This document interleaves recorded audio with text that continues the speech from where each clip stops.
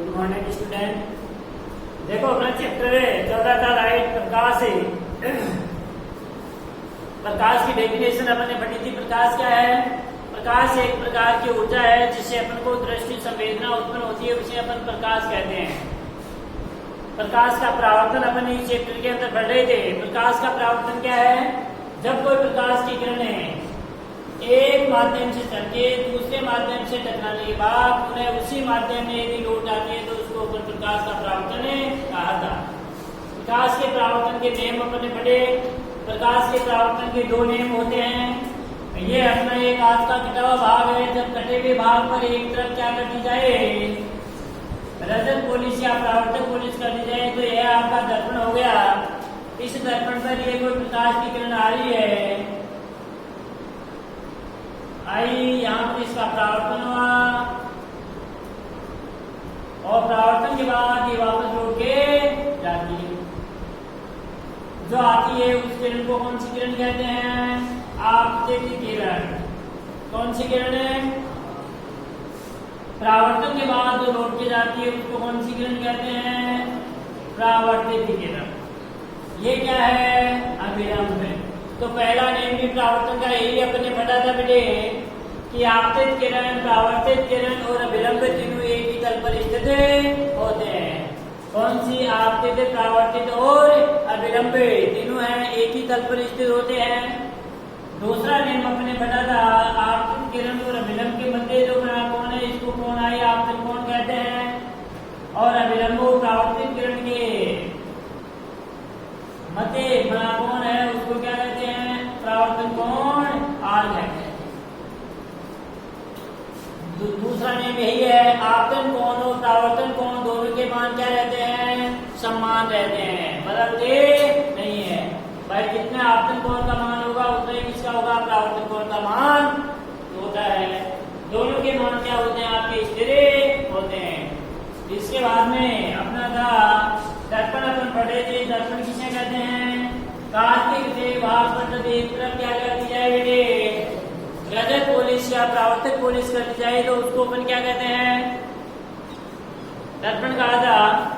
दर्पण अपन ने दो पढ़े थे। दर्पण कितने पढ़े थे? दो। एक तो कौन सा?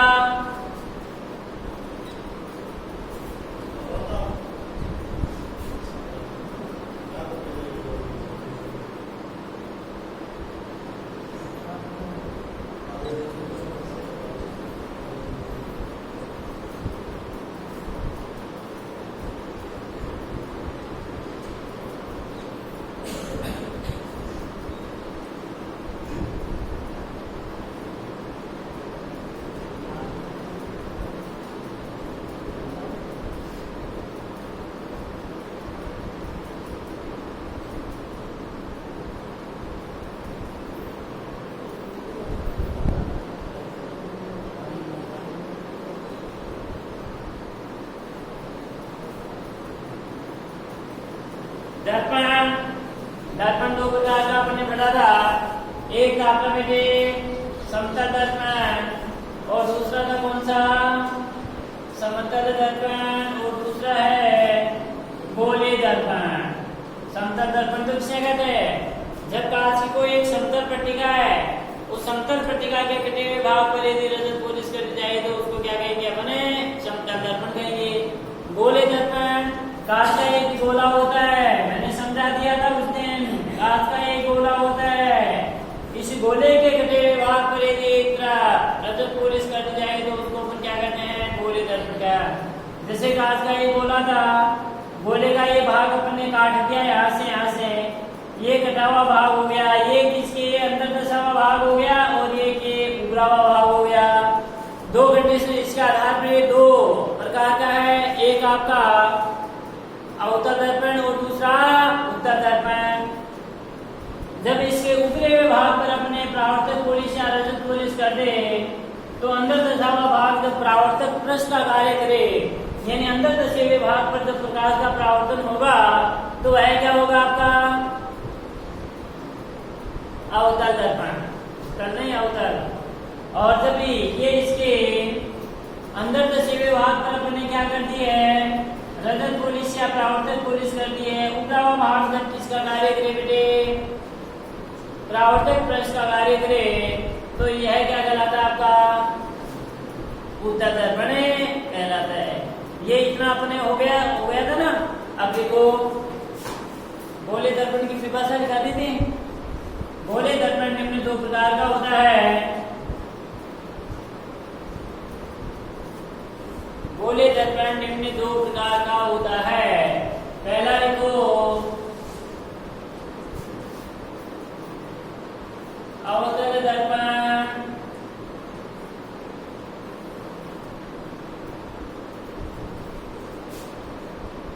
अवतल दर्पण वह गोले दर्पण, गोले दर्पण जिसके ऊपरे हुए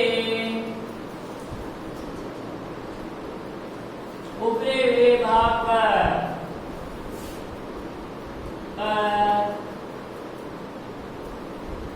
रजत पॉलिश कर दी जाए। ऊपरी विभाग पर रजत पॉलिश कर दी जाए अर्थात इसका अंदर दशा भाग, अंदर दशा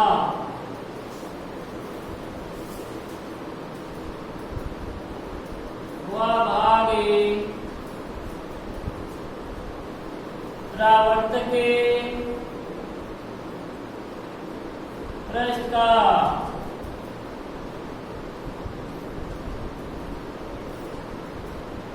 परावर्तक पृष्ठ का कार्य करे तो इसे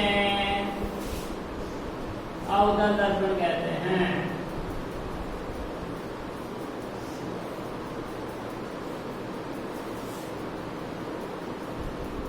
दर्पण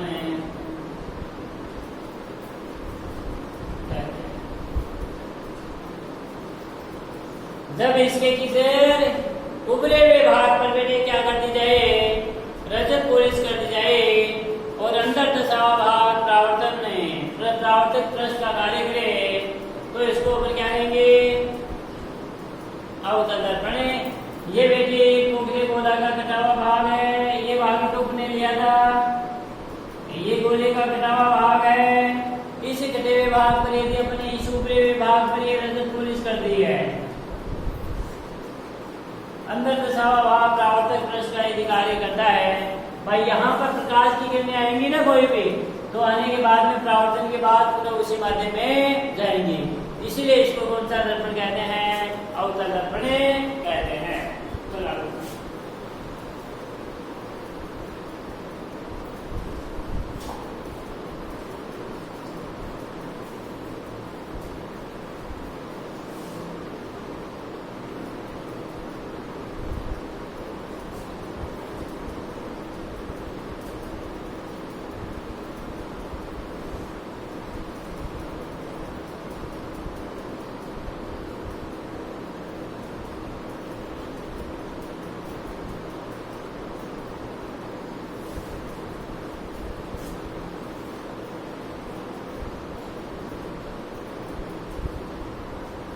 सेकंड है अपना उत्तल दर्पण।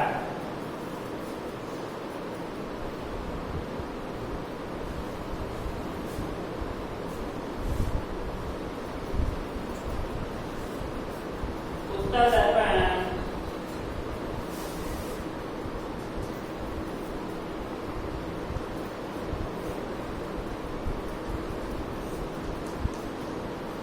उत्तल दर्पण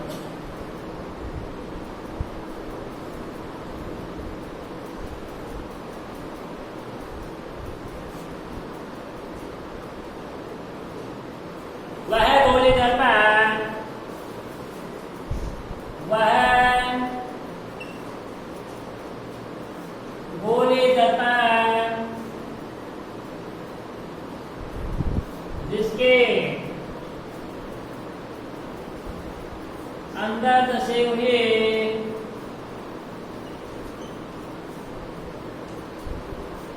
भाग पर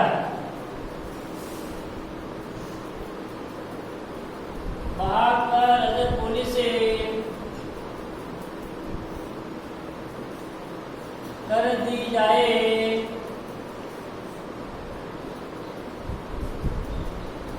अर्थात उभरा हुआ भाग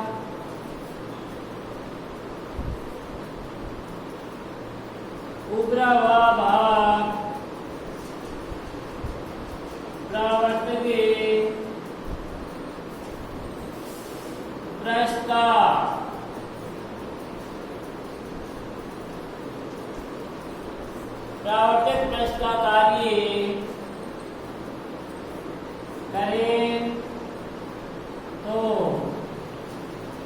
इसे उत्तर दर्पण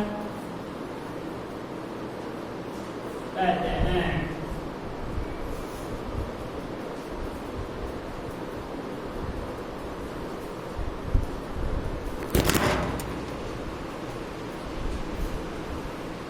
तो इसे क्या कहते हैं? यानी वह गोले दर्पण जिसके अंदर दसे हुए भाग पर रजत पुलिस, ये गोले का कटा हुआ भाग अपन ने माना था, मैंने समझाया था। इस गोले के कटे हुए भाग पर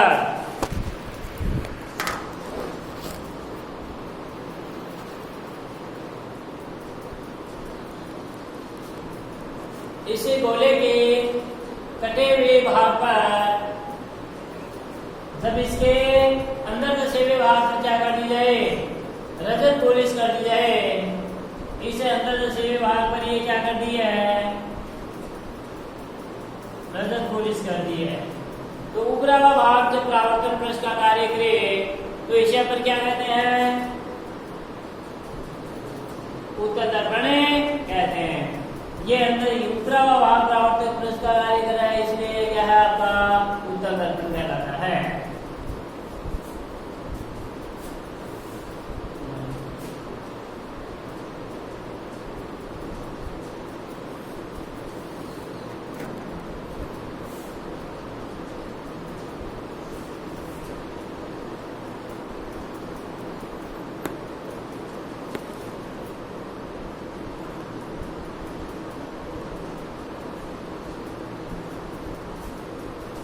अब देखो अपन पढ़ेंगे गोले दर्पणों के अंदर जो गोले दर्पण है, इस गोले दर्पण से कुछ एक अपने इंपॉर्टेंट परिभाषाएं हैं।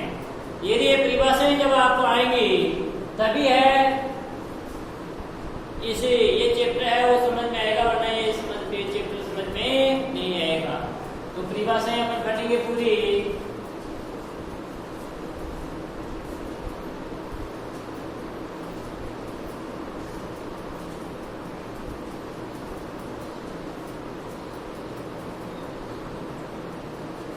गोले दर्पणों से संबंधित परिभाषाएं। गोले दर्पणों से संबंधित कुछ महत्वपूर्ण परिभाषाएं निम्न है। गोले दर्पणों से संबंधित कुछ महत्वपूर्ण परिभाषाएं निम्न है।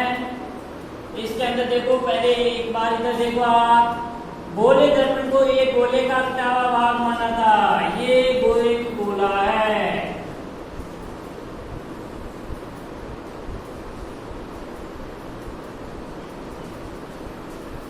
क्या है? गोला है।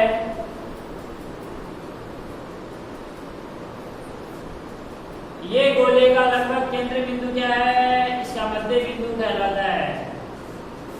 कहलाता है ना? इधर ध्यान दो। पहली परिभाषा है अपनी वक्रता केंद्र की। इसकी क्या परिभाषा है? वक्रता केंद्रिक से कहते हैं। तो गोले दर्पण के अंदर अपन परिभाषा पढ़ रहे हैं।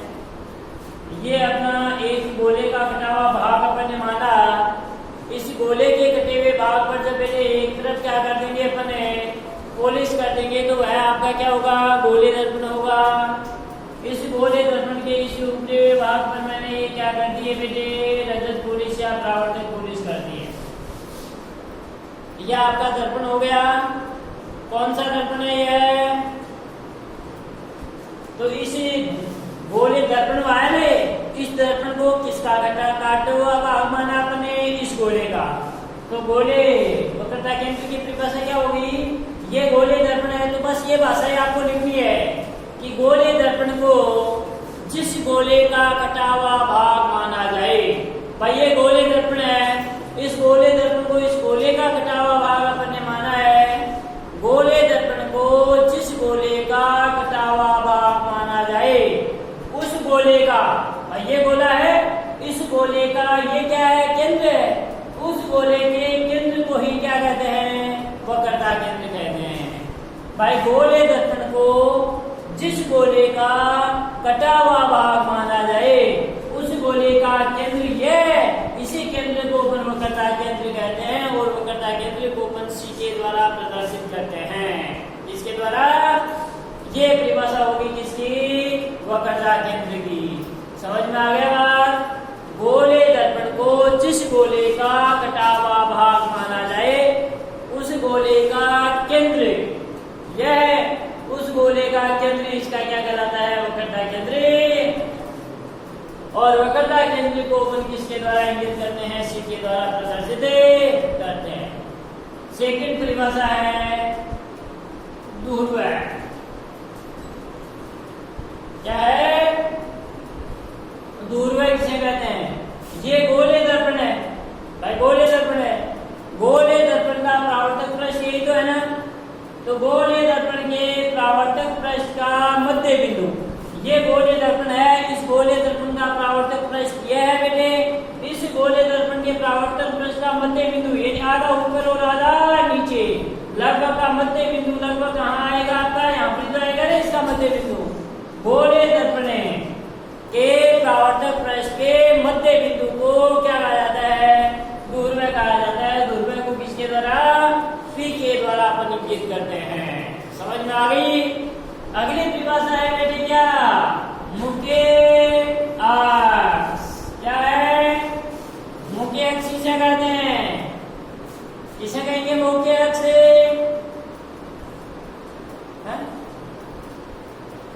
भाई मुख्य अक्ष किसे कहते हैं? देखो गोले दर्पण है ये तो मुख्य अक्ष किसे कहते हैं, गोलीय दर्पण के ये तो क्या है, दूरवय, और ये क्या है, वक्रता केंद्र सी। दूरवय और वक्रता केंद्र, ये तो वक्रता केंद्र और ये क्या है, दूरवय। तो दूरवय और वक्रता केंद्र को मिलाने वाली काल्पनिक रेखा, ये दूरवय और ये वक्रता केंद्र है, इसको ये मिलाने वाली काल्पनिक रेखा क्या कहलाती है, क्या कहलाती है, मुख्य अक्ष कहलाती है। दूरवय और वक्रता केंद्र सी को मिलाने वाली काल्पनिक रेखा क्या कहलाती है, मुख्य अक्ष कहलाती है। मुख्य तो ये क्या होगी, काल्पनिक रेखा ये कितनी लंबी हो सकती है।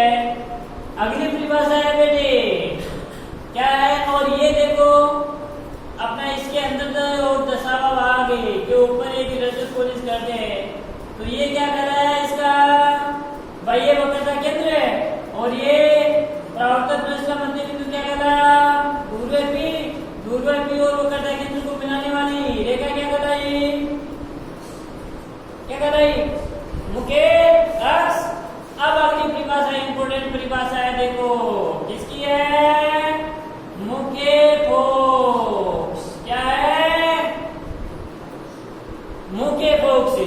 देखो बेटे ये दो रेखाएं हैं, एक ये है, एक ये है, एक ये है।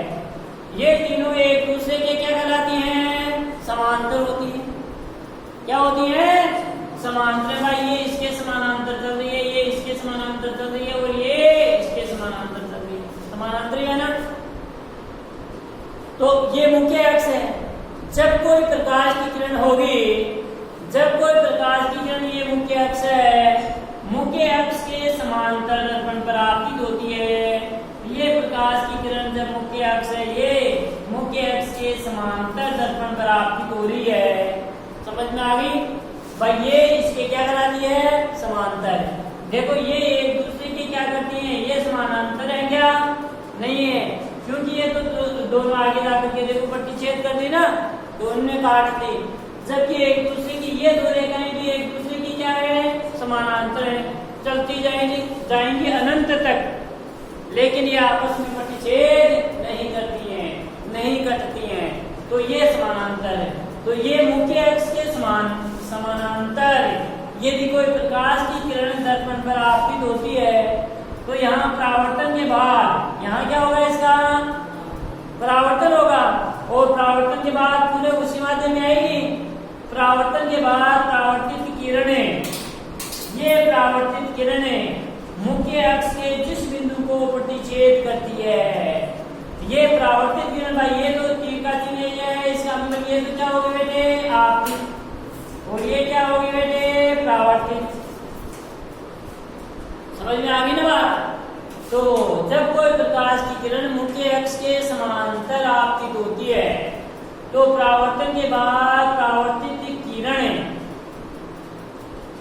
मुख्य अक्ष के जिस बिंदु को प्रतिच्छेद करती है, परावर्तित किरणें मुख्य अक्ष के जिस बिंदु को प्रतिच्छेद करती है, अर्थात जिस बिंदु को काटती है, उस बिंदु को ही क्या कहा जाता है बेटे?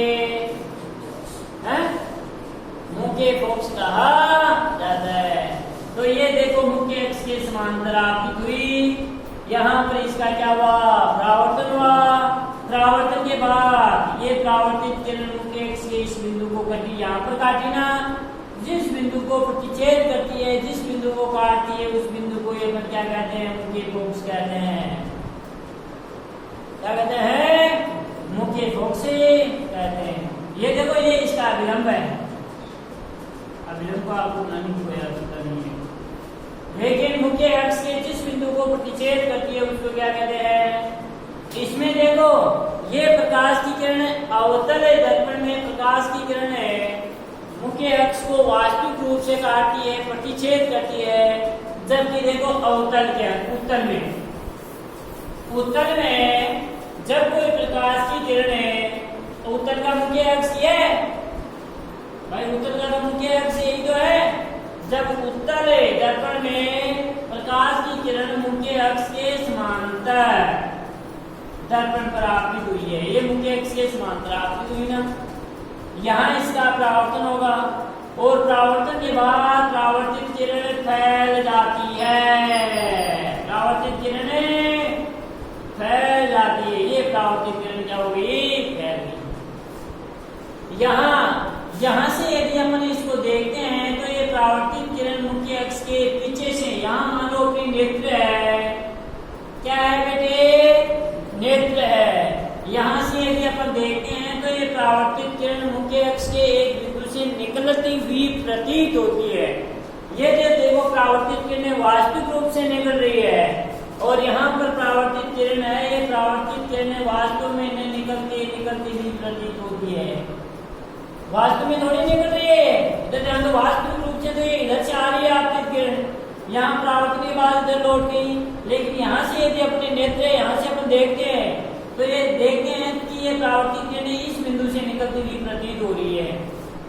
आभासी हो रहा है, इसमें तो वास्तविक रूप से निकलती है, और इसमें क्या होता है? केवल आभास होता है। तो केवल निकलती हुई प्रतीत होती है, जिस बिंदु से निकलती हुई प्रतीत होती है, उस बिंदु को क्या कहा जाता है बेटे? मुख्य फोकस कहा जाता है। तो दोनों में मुख्य फोकस की परिभाषा समझ में आ गई। अवतल दर्पण में मुख्य फोकस की परिभाषा क्या है? कि जब प्रकाश की किरण मुख्य अक्ष के समांतर आपतित होती है, परावर्तन के बाद परावर्तित किरण मुख्य अक्ष के जिस बिंदु को प्रतिच्छेद करती है, उस बिंदु को पर मुख्य फोकस कहते हैं। और इसमें उत्तल में जब प्रकाश की किरण मुख्य अक्ष के समांतर आपतित होती है, परावर्तन के बाद परावर्तित किरण फैल जाती है, तथा परावर्तित किरण मुख्य अक्ष के जिस बिंदु से निकलती हुई प्रतीत होती है उस बिंदु को क्या कहा जाता है? मुख्य फोकस कहा जाता है। बस सीधी सी समझ में आ गई ना। अगली परिभाषा है बेटे, क्या है? मुख्य फोकस दूरी। फोकस दूरी, फोकस दूरी किसे कहेंगे? ये तो क्या है, देखो ये यहाँ पर क्या है, क्या है अभी मैंने पढ़ा? मुख्य फोकस। ये क्या है? ध्रुव। मुख्य फोकस और ध्रुव के मध्य की दूरी, बस ये मुख्य फोकस और ये आपका ध्रुव है, इनके ये मध्य की दूरी है। इस मध्य की दूरी को ये अपन क्या कहते हैं? फोकस दूरी कहते हैं। और फोकस दूरी को स्मॉल एफ के द्वारा प्रदर्शित किया जाता है। तो मुख्य फोकस और ध्रुव के मध्य की दूरी क्या कहलाती है बेटे? क्या कहलाती है? फोकस दूरी कहलाती है। और इसे स्मॉल एफ के द्वारा अपन प्रदर्शित करते हैं। अगली परिभाषा है, क्या है? वक्रता त्रिज्या। क्या है? वक्रता त्रिज्या किसे कहते हैं? ये देखो गोले दर्पण का, ये क्या है? गोले दर्पण को जिस गोले का कटा हुआ भाग माना जाए, भाई ये गोले दर्पण था, इस गोले दर्पण को इस गोले का कटा हुआ भाग माना। गोले दर्पण को जिस गोले का कटा हुआ भाग माना जाए उस गोले की त्रिज्या, भाई ये गोले दर्पण है, इस गोले दर्पण को यानी इस गोले का कटा हुआ भाग माना है, तो उस इस गोले की ये क्या होगी? आपकी त्रिज्या यही तो हुई भाई। ये पूरा तो क्या हो गया? व्यास। और व्यास के आगे क्या होती है? त्रिज्या।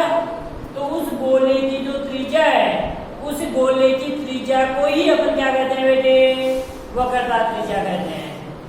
समझ में आ गई बात?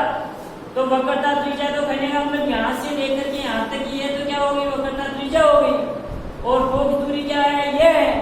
तो बेटे वक्रता त्रिज्या है ना, ये वक्रता त्रिज्या देखो फोकस दूरी की क्या है? 2 गुनी। लगभग देखो फोकस दूरी जब बेटे आपका 5 सेंटीमीटर होगी तो वक्रता त्रिज्या कितनी होगी? 10 सेंटीमीटर होगी। वक्रता त्रिज्या जब 20 सेंटीमीटर है तो फोकस दूरी कितनी होगी? 10 सेंटीमीटर होगी। अर्थात फोकस दूरी वक्रता त्रिज्या की आधी होती है। फोकस दूरी क्या होती है? वक्रता त्रिज्या की आधी होती है। तो फोकस दूरी है वक्रता त्रिज्या की आधी, अर्थात वक्रता त्रिज्या फोकस दूरी का 2 गुना होता है। इसको अपन ऐसे कह सकते हैं बेटे, F बराबर R/2। F यानी फोकस दूरी किसके बराबर होती है? R बटा R क्या है? वक्रता त्रिज्या। वक्रता त्रिज्या R बराबर क्या है? अर्थात इसको अपन ऐसे भी लिख सकते हैं ना, 2F बराबर R। तो फोकस दूरी की वक्रता त्रिज्या की क्या होती है? आधी, अर्थात वक्रता त्रिज्या फोकस दूरी का 2 गुना। क्योंकि ये फोकस दूरी को अपने 2 गुने की ना, तभी ये वक्रता त्रिज्या के बराबर हुई है। 2 से गुना किया तभी तो R के बराबर हुई। तो बात कुछ भी कह दो एक ही है। ये क्वेश्चन पूछा भी जाता है कि किसी की फोकस दूरी आपको पूछ ली जाए, फोकस दूरी दे दी कि फोकस दूरी 5 सेंटीमीटर है तो वक्रता त्रिज्या कितनी होगी? तो फोकस दूरी 5 सेंटीमीटर है तो वक्रता त्रिज्या इसकी 2 गुनी 10 सेंटीमीटर हो जाएगी।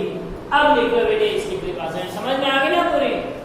बस समझने वाली चीज है। तो कुछ महत्वपूर्ण अपन परिभाषाएं पढ़ेंगे। गोले दर्पण से संबंधित कुछ इंपोर्टेंट अपनी परिभाषाएं हैं। और ये परिभाषाएं तभी चित्र है वो आगे अपना आपको समझ में आएगा। पहली परिभाषा है वक्रता केंद्रित।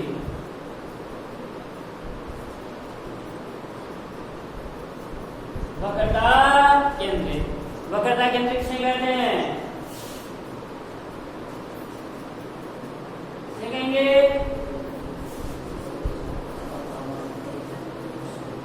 हाँ, गोले दर्पण को जिस गोले का कटा हुआ भाग माना जाए उस गोले का केंद्र इसका क्या कहलाता है? वक्रता केंद्र कहलाता है। गोले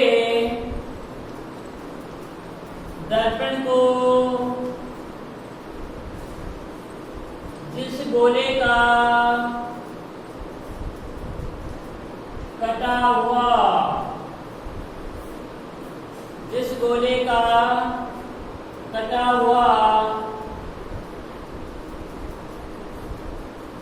भाग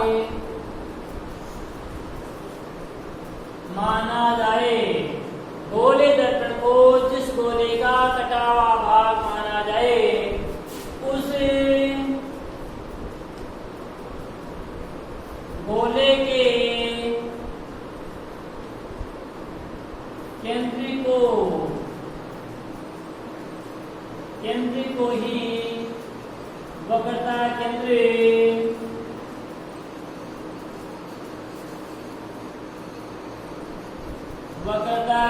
कहते हैं।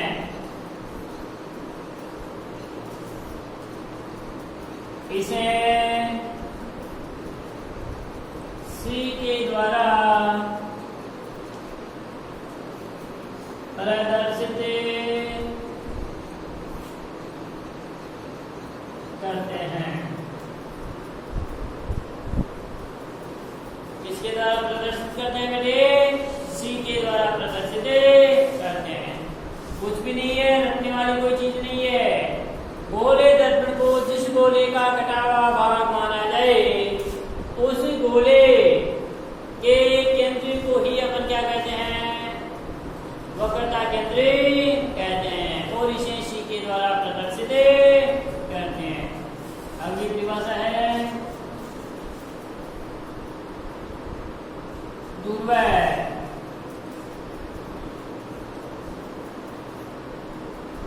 किसने कहा था दूरवैध? गोले दर्पण के परावर्तक पृष्ठ के मध्य बिंदु, गोलीय दर्पण के परावर्तक पृष्ठ के मध्य बिंदु को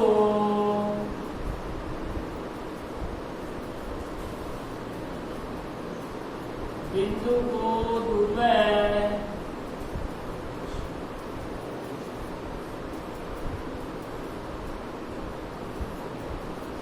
कहते हैं। इसे पी के द्वारा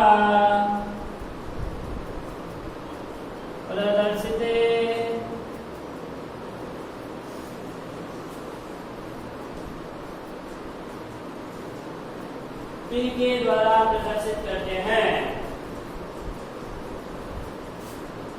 गोले दर्पण के परावर्तक पृष्ठ के मध्य बिंदु को क्या कहा जाता है? दूरवैध कहा जाता है। और इसे किसके द्वारा?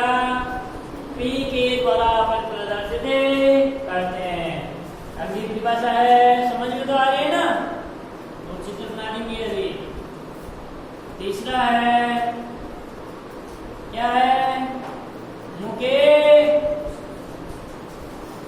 अक्ष, मुक्ष नहीं, मुखे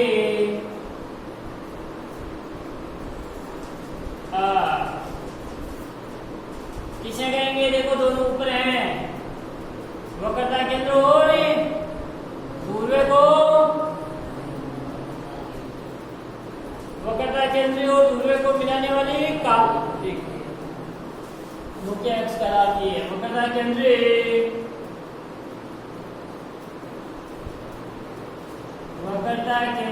और दूरवैध को मिलाने वाले काल्पनिक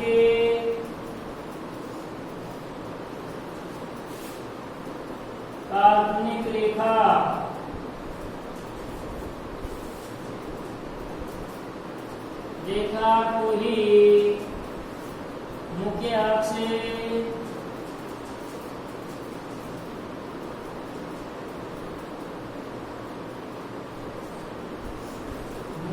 कहते हैं।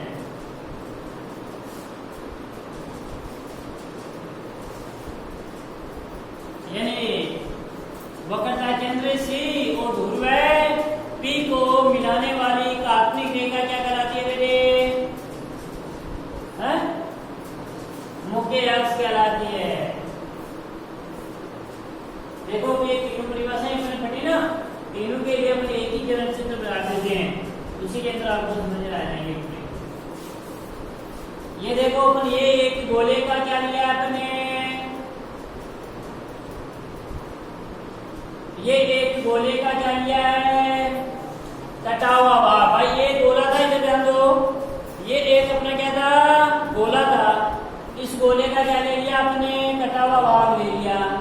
ये क्या दर्पण हुआ, क्या गोले दर्पण बनाना है, इसलिए अपने इसके एक तरफ क्या करेंगे, रजत गोले से ये अपने एक तरफ इसके क्या कर दिए मेरी रजत गोले से अपना। अब ये क्या हो गया, गोले दर्पण हो गया।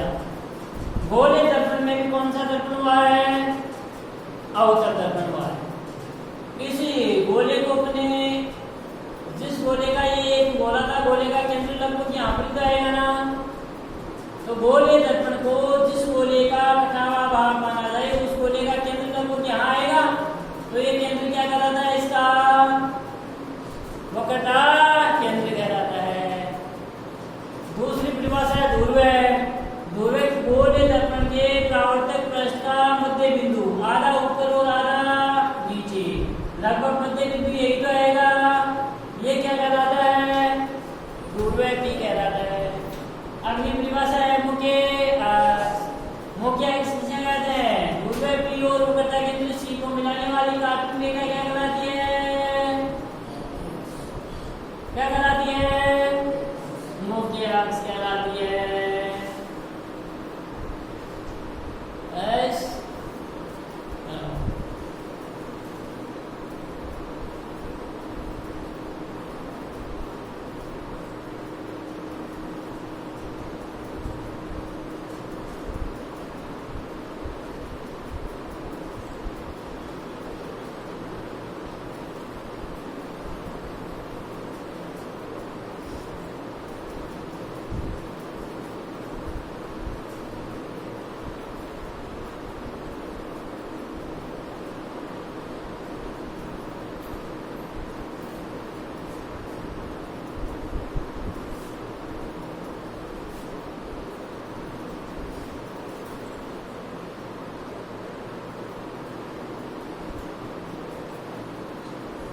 भाई ये तो क्या है,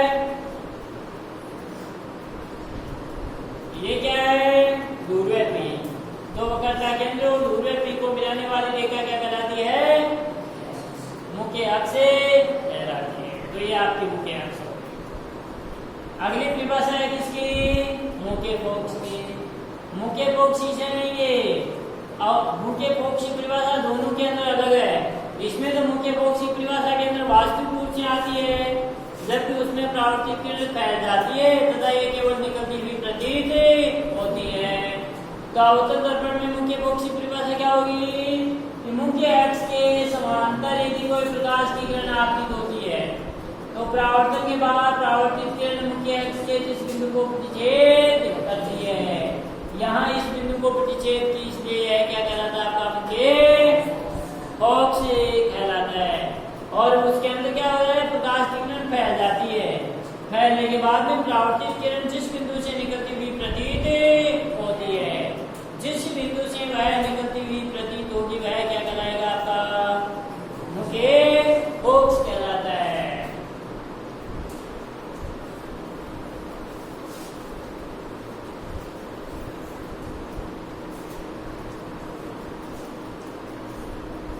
मुख्य फोक्स